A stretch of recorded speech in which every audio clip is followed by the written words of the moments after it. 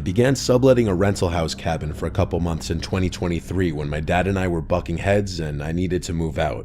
The actual renter of the apartment was having his own personal issues causing him to leave the apartment, and I'll just refer to him as my landlord to make it easier. The cabin was an entire unit rental, and it was paid month to month, which was ideal for my temporarily shitty situation. It was 2 floors technically, a small kitchen, decent-sized living space, and 1 bedroom that you had to climb a little flight of stairs to get to, and there was a quirky hatch-type door that you'd have to open to get to the upstairs bedroom. I had already been there for a month. I paid for the second month's rent already by this point, so I was fully situated there.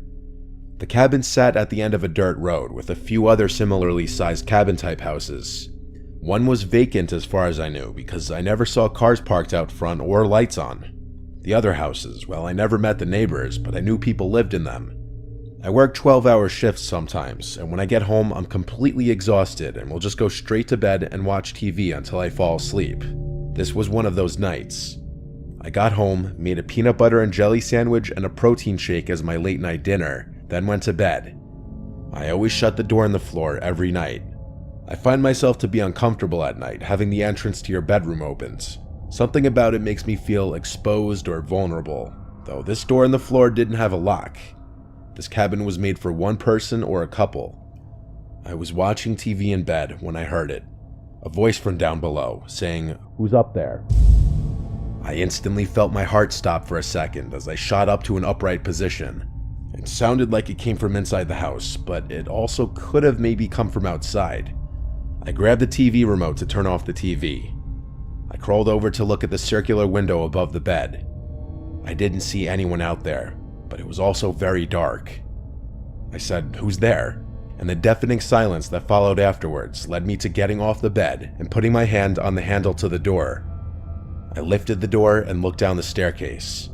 I actually said my dad's name, thinking maybe he came over, and there was no response. I walked downstairs. I was extremely scared. I flicked on the first light switch I passed. The living room lit up. As I expected in the back of my head, there wasn't anyone down there. I was still chalking this up to someone from outside. I turned on the front outside light and looked out the windows, and there wasn't anyone in front. By this point, I was really confused. I turned off the living room light and climbed the stairs back to my bedroom, shutting the door on the floor. I was pretty awake now, so I turned the TV back on, and not even 5 minutes later, I heard pounds on the bedroom door from below. They sounded angry or like they were supposed to scare me. If there was any doubt before, this confirmed it. Someone was in the house. I left the TV on this time and just stayed completely motionless because I was genuinely too scared to move an inch. The scariest part was whoever was down there could easily open the door as there was no lock. I laid silent for about 20 minutes, and once I felt comfortable to move, I looked for my phone, and of course, of all times, it wasn't on my nightstand. I couldn't find it. I may have left it downstairs. So I opened the door of my bedroom and looked down the stairs. With the constantly changing light from the TV screen, I could see just a little bit down the stairs to the living room.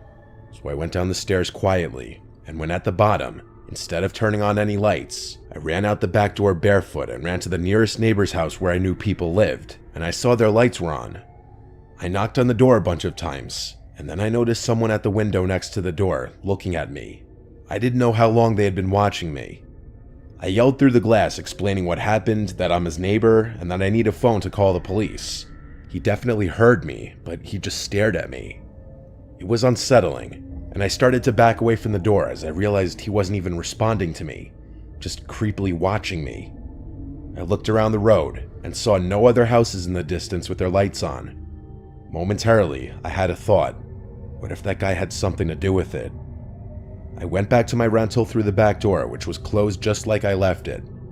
I went inside and locked it and turned on every light in the tiny house. I looked not only for an intruder, but my phone downstairs, and I finally found my phone in my car when I thought to look there. I was so tired earlier that I left it in the center console. I went back inside. The TV was still on up in the bedroom. I climbed the stairs, and when I got to the top, I saw someone sitting on my bed, staring at the TV. It was a man. I screamed, and he turned his head slowly to look at me. and before I could see anything else, I ran back down the stairs and outside, and now with my phone called 911. I sat in my locked car watching the house on the line with 911, and I saw someone walking past the backyard of the house, disappearing into the woods. I told the operator this.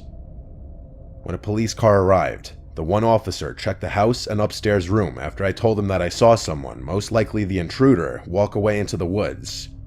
He asked if I had any other places to stay that night, and so I swallowed my pride and went back to my dad's house for the night after packing some of my important stuff. I returned to the house the next day and stayed another night, then collected the rest of my stuff. Luckily, the landlord agreed to giving me some of my money back.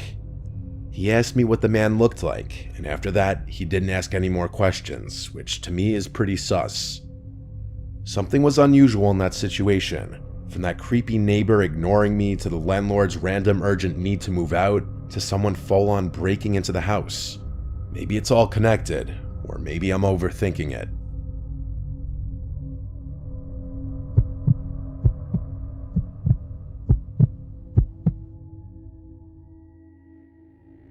It was a Tuesday night around 11 p.m. in 2013, and I was walking down a dimly lit street at night on my way home from work.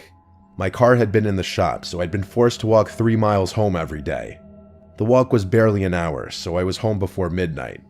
I live in a small town in southern Indiana, so after 10 there's rarely any cars on the road. The only vehicles you ever see are truckers heading to Indianapolis. I was about a mile into the walk when I turned on a dirt road. My house was off the beaten path, so I had to take all these dirt roads surrounded by forest to get there. As I was turning, I heard the sound of a motor in the distance, and it was getting closer very slowly. I saw about a quarter mile down the stretch of road I just turned off of a van moving very slowly, without its lights.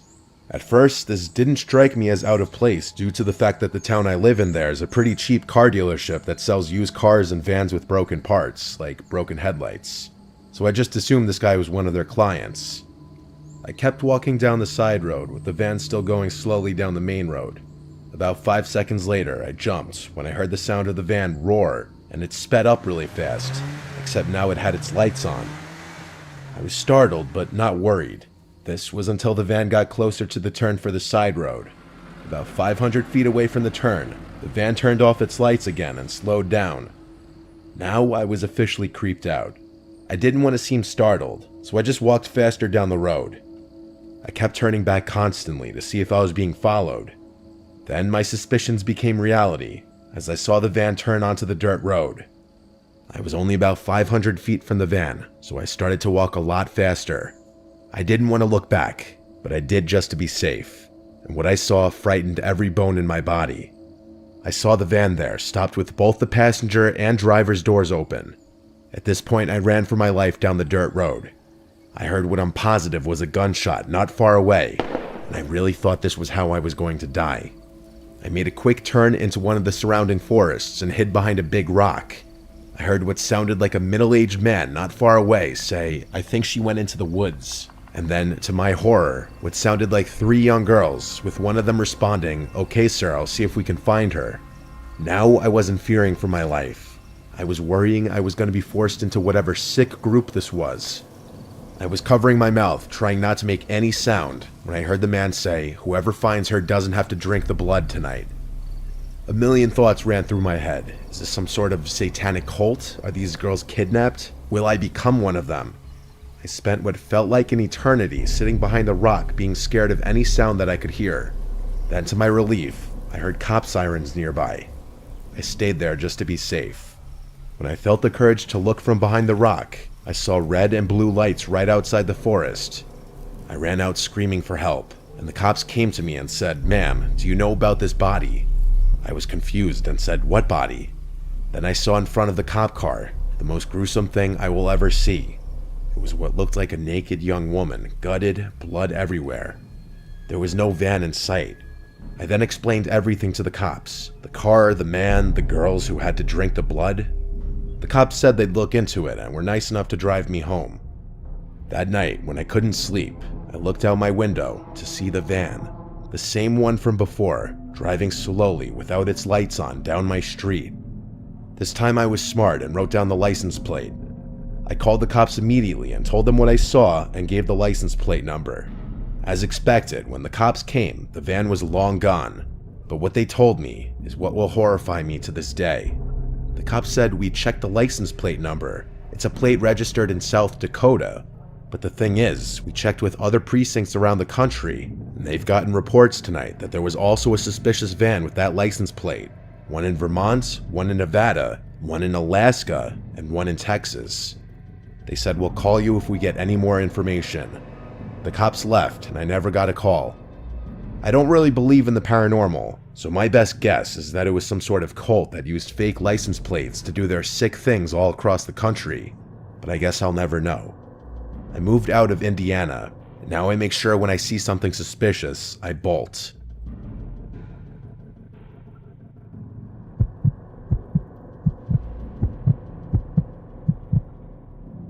My wife and I live in a normal suburb. We have normal jobs, normal lives, next to normal neighbors. We live the, I guess you'd say, standard American lifestyle that most of us are taught by our parents to achieve. Me sitting down to write this story is already saying something because I'm not a writer. The last time I typed something out this long was the last paper I wrote in college. But something happened not that long ago that no one can explain, and it still scares us to this day. My wife Gianna and I had a normal day, and after work, we decided to go out to eat for a change, and we got back around 9. We don't stay up very late on work nights, so by 9:30 we were brushing our teeth getting ready for bed. By 10 o'clock, we were in bed, and we usually shut the lights off at 11. We either read our books or watch our show. Tonight, we were watching our show. Then the phone rang. Gianna told me not to answer it. Anyone calling at this hour can't be good news. I agreed with her, but for that reason, I said I should pick it up in case it's an emergency. So I reached over for the phone next to the bed to pick it up, but it stopped ringing before I could actually lift the receiver. That old landline was trash. The second a call stopped, the caller ID would disappear, and there wasn't a way to check the call history. Oh well, wrong number. But a few minutes later, the phone rang again, so I grabbed the phone and looked at the screen. It said unknown number. Gianna and I both thought that was unusual, especially past 10 o'clock. I feel that there's a generally accepted cutoff time for phone calls, and that's after 9 p.m.